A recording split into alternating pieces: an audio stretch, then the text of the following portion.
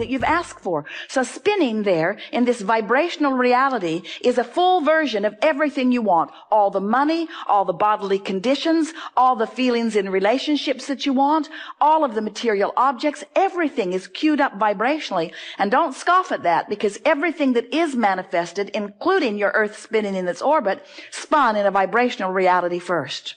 The difference is, once you are here on this earth, putting things into your vortex, the amount of time that it takes in your physical earth terms between not showing up in your experience and showing up in your experience is no time. When you become a match to the vibrational vortex and all of those cooperative components that have been assembled, when you become a vibrational match to that, it is instantaneous. In the moment that you stop the resistance, the trail lights up. Now, we want you to understand that as creators, the lighted up trail is what you're looking for. You really don't want the instant manifestation. Can you imagine the absence of satisfaction that a sculptor would have if in the moment he touched the clay, it just became the statue? There's a clump, there's a clump, there's a clump, there's a clump, there's a clump. He wants to mold it. He wants to let it evolve. He wants to discover it. He wants to be part of it. And so do you. So when you get into the vortex, we're not saying that you will have an instant manifestation of what you want, although sometimes it seems that fast to you in relative terms.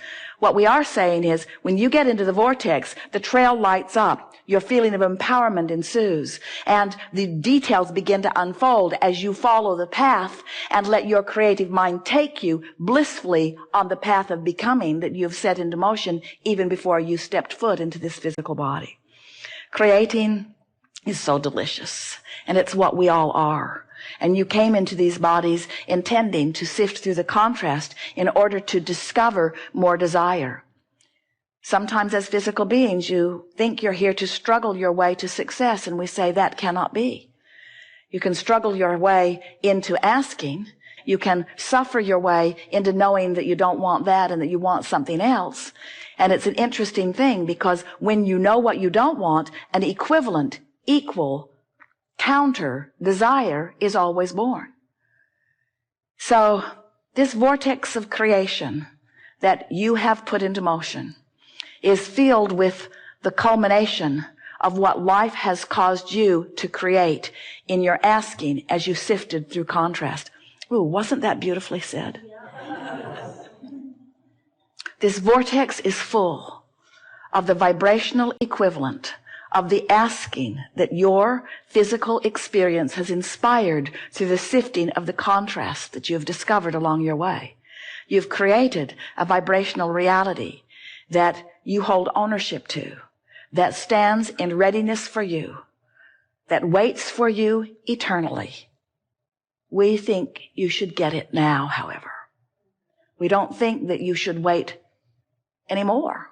We think it's time for you to get into the vortex and begin to reap the reward, to find the answers, to solve the problems, to feel the exhilaration, to be the being who you have created. We think it's time. And otherwise, you can do it when you croak. It's your call. We're eager to talk with you about anything that is important to you. It is our desire to coax you into the vortex. Thank you for everything.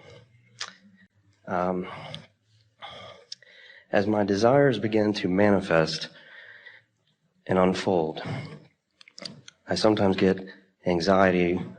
Not anxiety, I don't know the word, but I see them starting to unfold. I get excited, and then they sort of slow down, manifesting. Well, now let's talk about this, because you're really going to like this. We haven't spoken this in this way before, but then we haven't come to the place that we'd already come to before you said that before either. In other words, we just laid a really good new basis to understand this question in a new way. You're going to feel it in just a moment here. So, if it is true, and it is, that as a problem is coming into focus, a solution is too, then isn't it equally true that as a solution is in focus, that an equal problem is in focus too? In other words, have you ever seen a sound wave? or a light wave or any kind of vibrational wave, there's two sides to the wave, aren't there?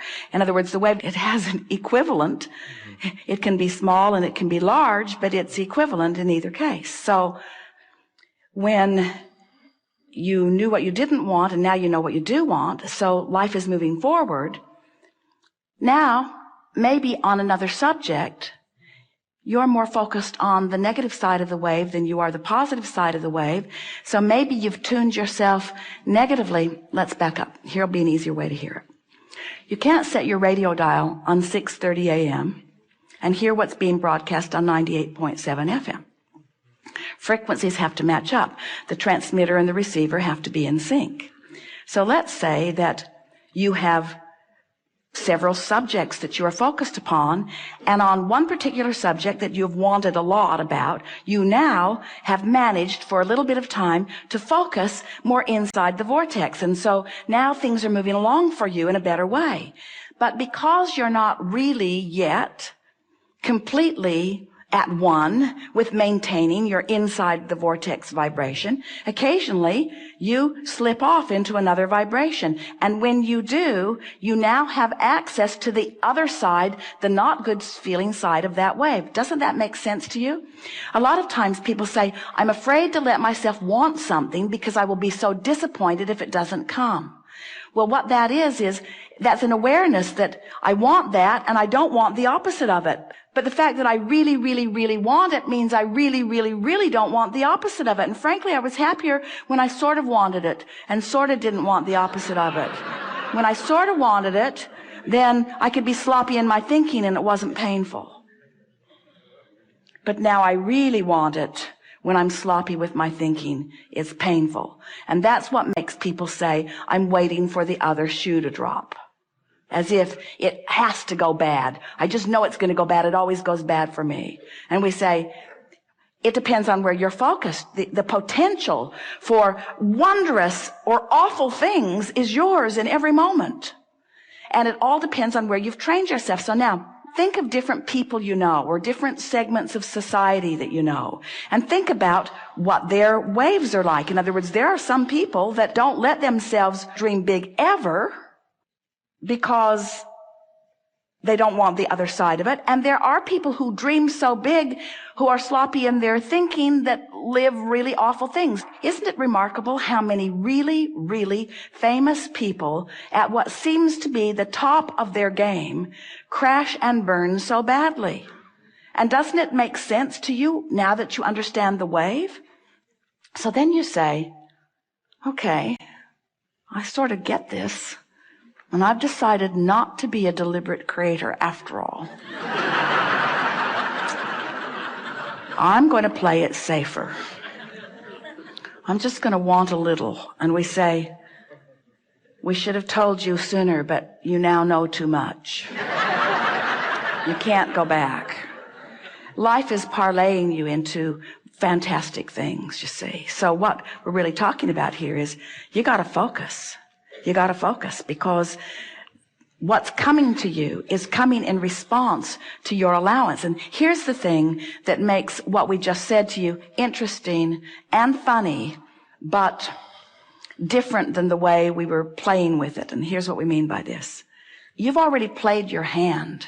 You've already been living your life. You've already been asking and asking and asking and asking and asking and asking and asking.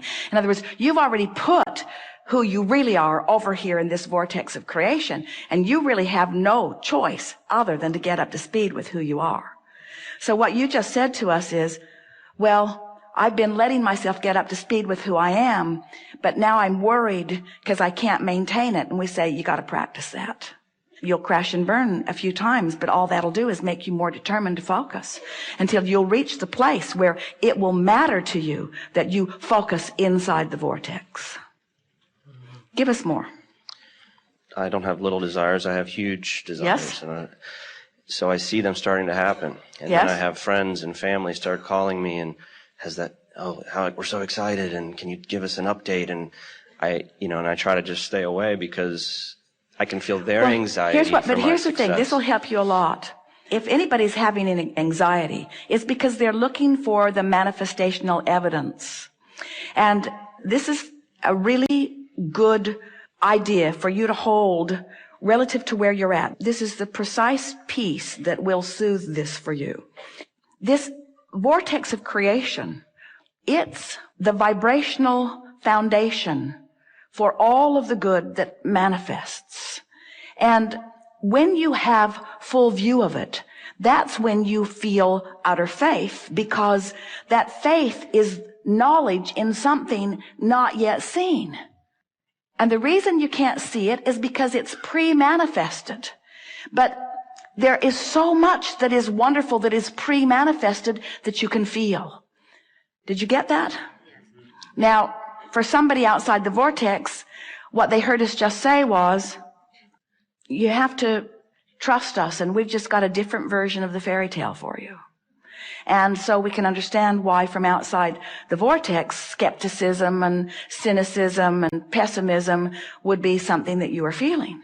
But if you can accept the reality of this vortex of creation, and you can realize that when your friends and family and well-wishers are coming to you, you can't give them the evidence yet, but you can give them your emotional, vibrational version of it.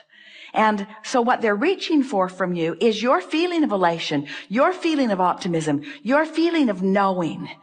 Have you ever been part of something where there was a leader who knew even before there was manifestation, and that leader just knew so clearly that you knew too, and couldn't you ride the current of that knowing? And weren't there always those naysayers who couldn't see it and couldn't feel it, who were determined that it wasn't going to come to be?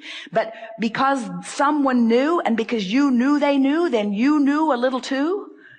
That's the best that you can do for those people, because almost everybody is demanding. That's why science and medicine moves slowly forward, is because they need to see it before they believe it.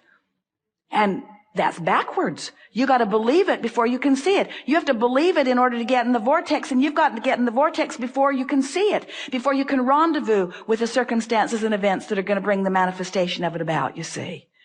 It's really interesting. This reality that humans claim and cling to is such an arbitrary thing. You are billions of people with billions of different perspectives of life experience, literally creating billions of different worlds, and yet pretending that it's all one big world that you're all sharing equally. And it's not even close to that, you see.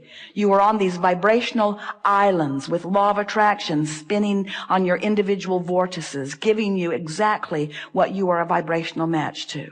So the first thing that we would say to you is, if we were standing in your physical shoes, would leave them all out of the equation, well-wishers or not. Because if you need to prove to them what they need to see, then they've got you focused outside the vortex, and that's why you feel a diminishment of your joy. So somehow you have to convince them that you're onto something, and you know you're onto something. We know that they are well-meaning, and we know that you know that they are well-meaning. We're just saying, you got to do what's easiest to keep you focused in the vortex. So if someone says, how you doing? You say, tuning my frequency. You say, well, how's it coming? Great, I feel great. What have you got to show for it? Joy. Well, what else you got to show for it? Vitality, clarity. What else you got to show for it? All that you're doing, what do you have to show for the work that you've been doing? Enthusiasm, life, passion. That all? And what they're really saying to you, don't you think paying this price of joy is too great?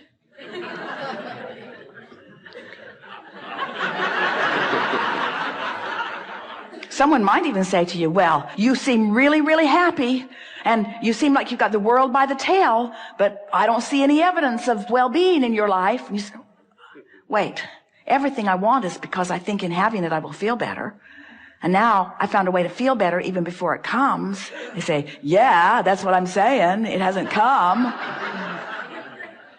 What a lot of people on this path say is, all the things I thought I needed to manifest in order to be joyful, I felt joy before they manifested, but then they manifested. In other words, they can't not come.